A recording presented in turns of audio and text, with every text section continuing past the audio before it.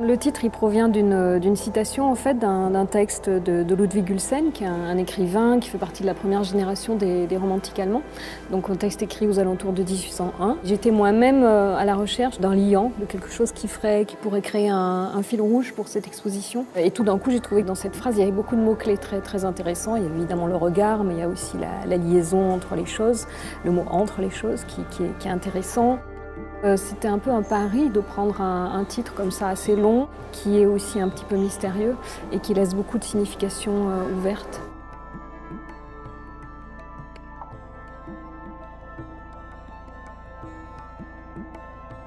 L'exposition présente le travail de 26 artistes qui viennent de 18 pays différents, organisés en 5 sections, plus le préambule. On a ce préambule important avec l'œuvre 666 de Samuel Fosso, qui plonge tout de suite le visiteur dans la question de qui regarde, comment on regarde.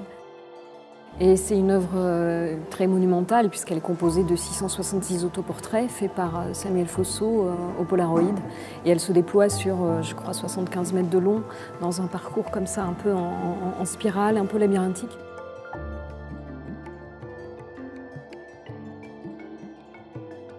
J'ai pensé à la mettre au début du parcours, parce que ça permet de plonger le visiteur dans quelque chose qu'il n'a jamais vu. Par définition, c'est vraiment une forme très particulière, une installation très particulière qui n'a pas d'équivalent immédiat. Et ça permet aussi de parler de la question de la perception. De dire qu'est-ce qui se passe quand vous regardez un portrait, qui est-ce qui vous regarde, d'autant plus quand c'est un autoportrait.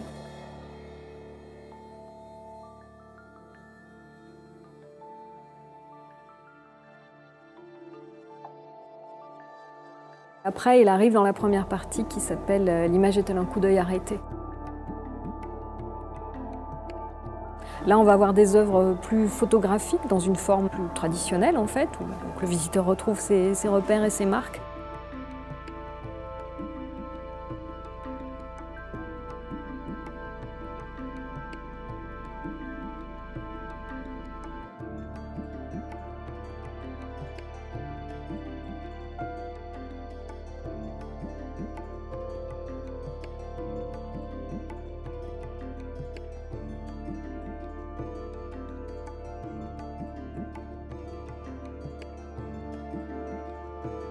Il entre dans différents univers, dans différentes façons de faire de la photographie, mais différents mondes aussi.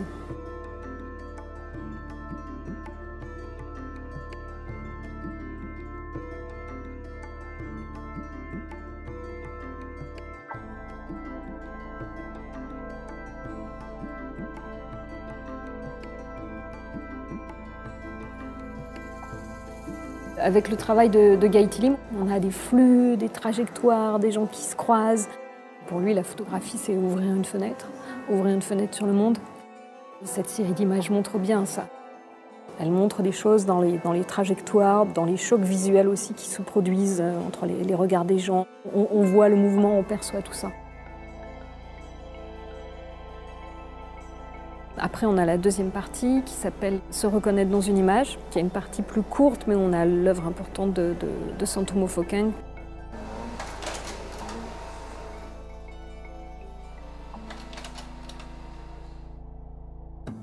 Toute cette question de comment l'image peut fonctionner comme un modèle, une référence, un support d'identification.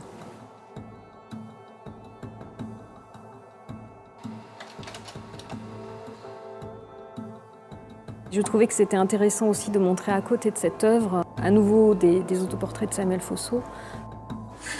Avec cette installation incroyable d'Oscar Munoz, on voit la main de l'artiste qui choisit et qui change indéfiniment l'ordre des images sur une table qui ressemble à une table de travail.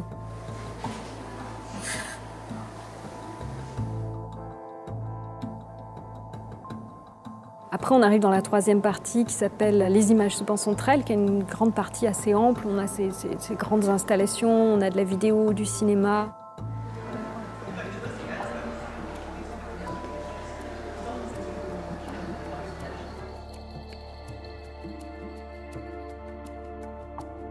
On arrive face à une œuvre de Katia Kameni qui s'appelle « The Storyteller ». Et juste à côté, on a le roman algérien, chapitre 1.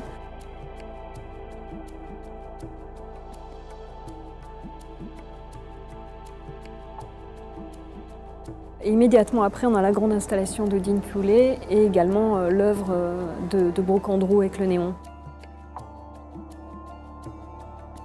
Crossing the Feather Shore, c'est vraiment une œuvre importante pour cet artiste, non seulement parce qu'elle est vraiment liée à sa façon de travailler la photographie comme un matériau qu'on peut quasiment sculpter, découper, qu'on peut vraiment remodeler.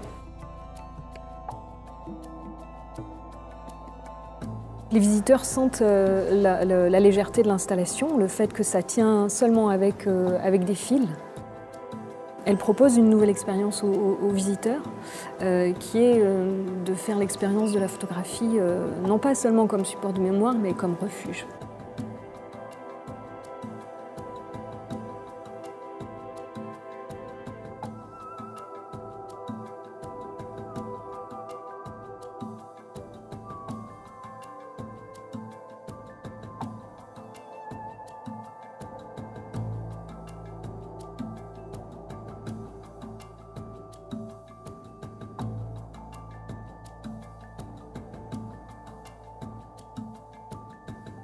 La quatrième partie, elle s'appelle Histoire des paysages. On a là des enquêtes vraiment très poussées.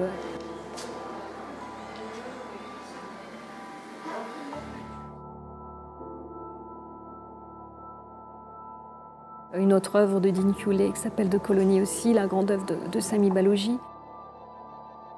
Et aussi Eba Amin, cette artiste égyptienne vraiment intéressante dont on présente 3 œuvres.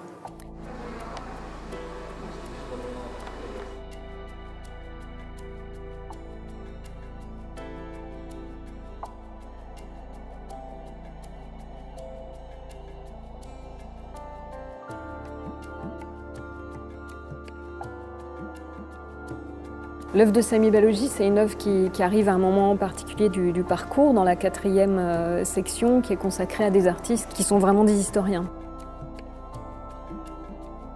C'est-à-dire à partir d'une image, à partir d'un objet, à partir d'un récit, vont vraiment creuser, faire la recherche, aller dans différents lieux, et puis vraiment arriver à tirer le fil et à retrouver une histoire qui souvent est mal connue. Cette image d'archive est le point de départ de l'œuvre et on peut voir cette image un peu mystérieuse au recto et au verso. On a la légende qui nous précise les choses et qui nous dit Lubumbashi, lutte contre les mouches. Chaque travailleur à la distribution quotidienne de la ration doit apporter 50 mouches.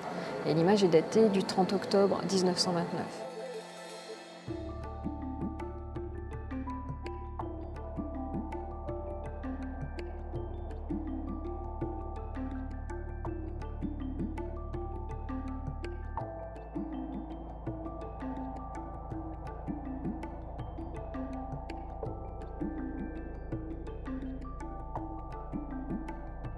Ensuite, on arrive à la 5e partie, qui est la dernière, et qui est une partie assez courte, aussi assez ramassée, mais avec des œuvres qui demandent un investissement aux visiteurs en termes de réflexion et d'attention. Des œuvres qui sont aussi un peu plus déstabilisantes parce que assez grinçantes pour certaines.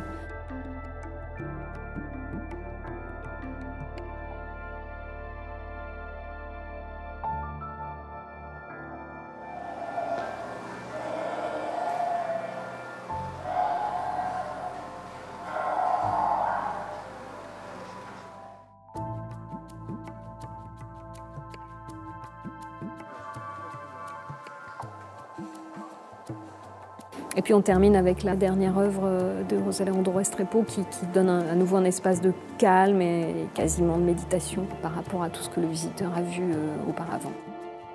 Cette œuvre-là, elle part d'une gravure de Humboldt, donc publiée vers 1801, qui nous montre un endroit très difficile d'accès dans les Andes, en Colombie, qui s'appelle le Paso del Quindio. Donc il fait un parallèle assez évident finalement quand on y repense entre la gravure traditionnelle et son image vidéo à lui.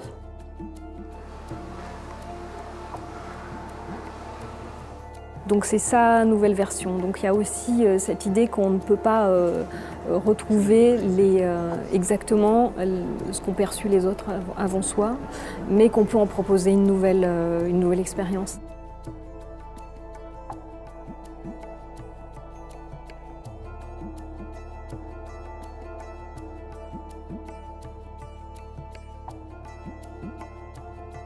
L'exposition, elle propose une traversée en quelque sorte. Elle propose aux visiteurs de construire sa propre expérience. Et je pense que c'est pour ça que ça fonctionne. Ça parle à beaucoup de gens, sans doute à des niveaux différents, mais vraiment à tout le monde.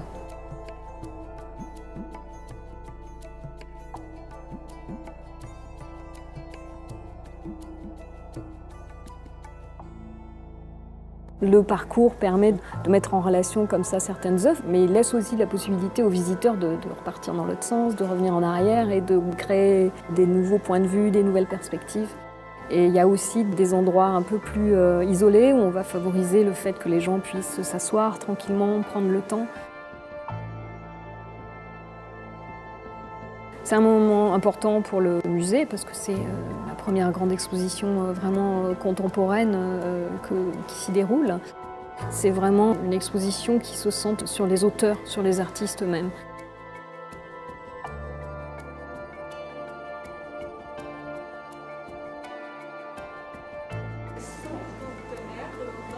C'est important au final, au sortir de l'exposition, que les gens se souviennent d'une chose, qui est le nom des artistes.